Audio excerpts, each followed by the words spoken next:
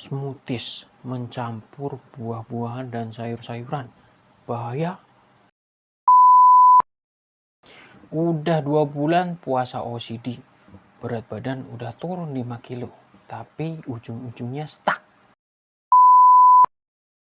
Ketika lagi diet menurunkan berat badan, mana yang lebih diprioritaskan?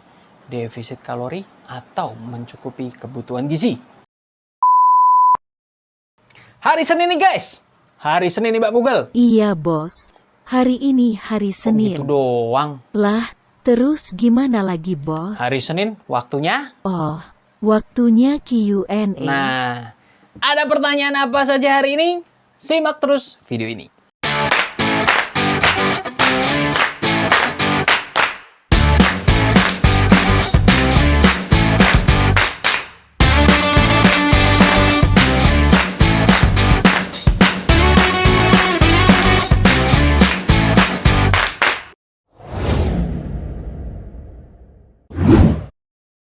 Hai, lagi ngapain nih? Udah makan belum? Loh, kok belum makan? Nanti kalau kamu sakit, aku cemas loh. Hai, apa kabar semua? Semoga kita selalu dalam keadaan sehat. Sebelum mulai Q&A hari ini, seperti biasa saya mau menyapa dulu buat yang baru pertama kali mampir ke channel ini. Welcome ya, Beb. Makasih loh udah klik video ini. Kamu pengertian banget deh. Bos ngapain sih bos? Biar nggak template, Mbak Google. Enggak template sih, tapi Ya udah, biar kamu nggak nunggu lama, kita mulai aja. geli ah bos. Lanjut. Ya udah, tanpa menunggu lama, yuk kita gaskan Q&A hari ini. Pertanyaan yang pertama, Kak mau nanya dong Kak. Aku suka smoothie sayur dan buah-buahan. Aku mix. Kadang ditambahin yogurt atau susu Kak. Aman nggak ya Kak? Bagus untuk diet nggak Kak? Makasih Kak, mohon dijawab. Wah, boleh nih bagi-bagi resep smoothiesnya. Karena saya kalau bikin smoothies, ujung-ujungnya warnanya jadi hijau gelap. Boleh DM nomor WA kamu nggak? Bercanda. Modus, bercanda. Smoothies mencampur buah-buahan dan sayur-sayuran. Bahaya? Aman? Aman dong. Boleh-boleh saja kamu mau mix match kayak gimana. Yang penting bahan-bahannya tidak bikin kamu alergi. Nggak dicampur baygon. Mana ada sih, bercanda ya. Mana ada smoothies pakai baygon.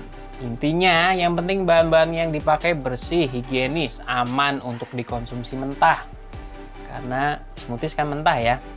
Toh kalau dimakan terpisah juga ujung-ujungnya kecampur di lambung. Terus kalau masalah bagus nggak untuk diet menurunkan berat badan, nggak bisa dilihat hanya dari satu makanan aja. Pola makan kamu bagus nggak untuk diet itu harus dilihat dari keseluruhan.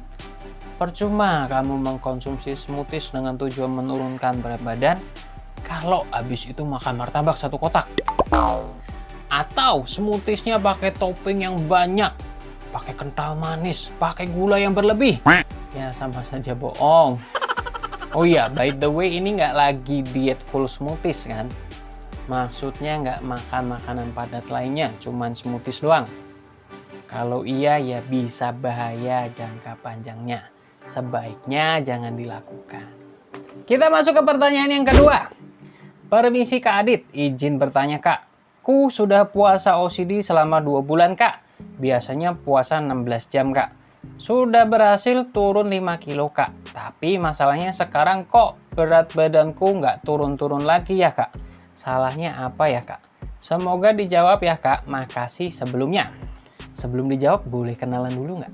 Boleh minta nomor WA-nya nggak? Bercanda. Garing banget ya jokesnya hari ini. Maaf ya guys ya. Udah 2 bulan puasa OCD. Berat badan udah turun 5 kilo. Tapi ujung-ujungnya stuck.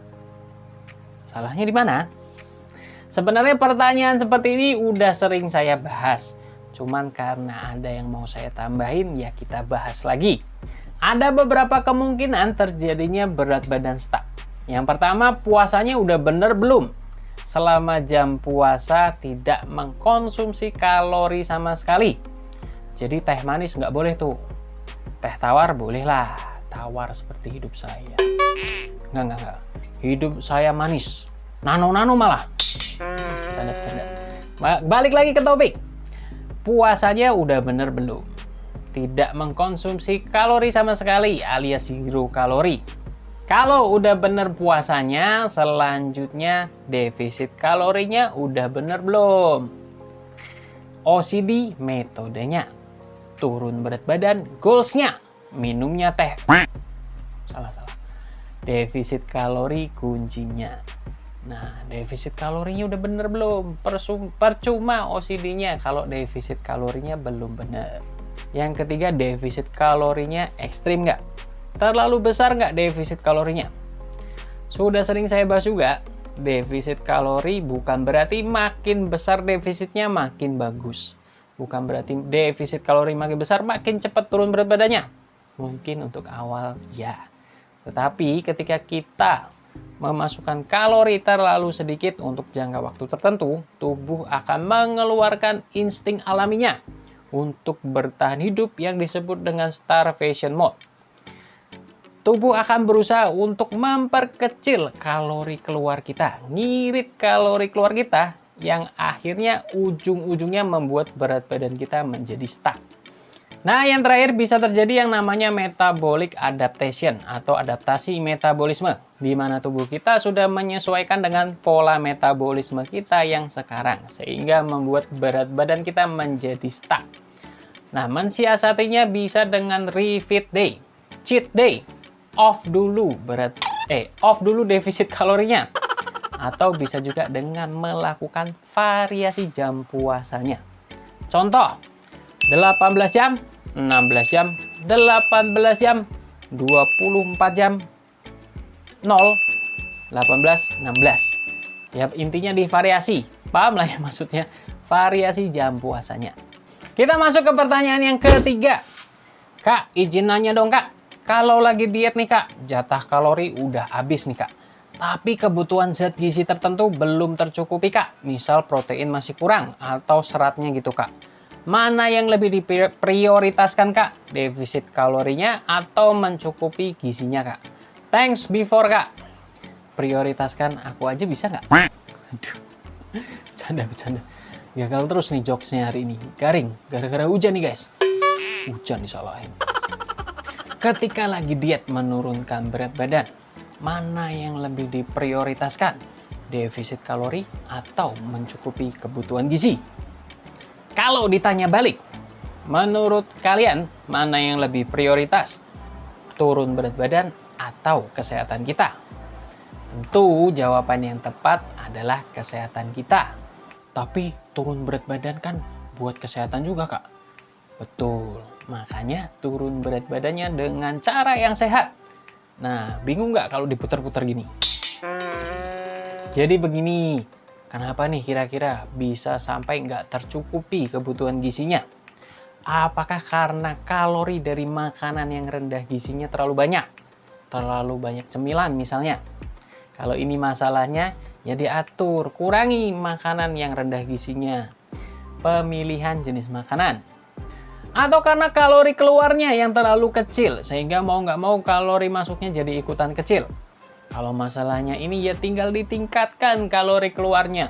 Bisa diperbesar need-nya, non-exercise activity-nya, banyak gerak. Atau diperbanyak olahraganya. Atau karena jam makannya yang terbatas, pakai OCD atau intermittent fasting, metode dietnya. Kalau masalahnya seperti ini ya diatur, bikin meal plan. Diatur gimana caranya kalorinya tercukupi, gizinya juga tercukupi. Kalau perlu, kalau diperlukan ditambah dengan suplemen. Tapi ingat, real food yang utama. Kalau turun berat badan bisa dijalankan dengan cara yang sehat, kenapa harus diprioritaskan salah satunya? Kenapa nggak aku dan kamu saling berdampingan dan saling memprioritaskan? Salah lagi. Ya, intinya dapat lah ya, maksudnya dapat lah ya. Oke, sampai di sini dulu Q&A hari ini. Semoga bisa menjawab dan bermanfaat. Buat yang punya pertanyaan, jangan ragu untuk bertanya. Bisa langsung tulis di kolom komentar di bawah atau DM ke IG saya. Buat yang belum subscribe, mohon bantuan subscribe-nya. Pencet juga tombol notifikasinya. Buat yang suka dengan video ini, jangan lupa pencet tombol like-nya dan bantu share. Dan yang terakhir, jangan lupa untuk selalu menerapkan pola hidup yang sehat. Terima kasih sudah nonton video ini sampai akhir. Sampai ketemu di video selanjutnya. Mbak Google, closing dong. Stay fit, stay healthy, and bye-bye. Aman dong.